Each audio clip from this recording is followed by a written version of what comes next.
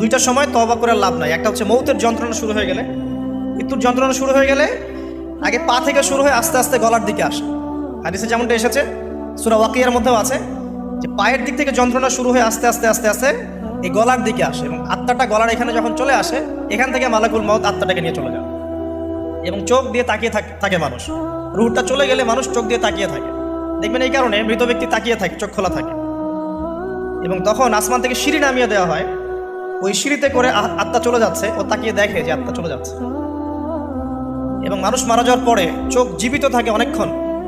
Medical science যারা পড়েছে তাদেরকে জিজ্ঞাসা করবে, মানুষ ডেড হয়ে গেলেও চোখ দেখবেন আরও কয়েক ঘন্টা, হয়তো আরও নির্দিষ্ট একটা সময় পর্যন্ত চোখটা কিন্তু জীবিত থাকে।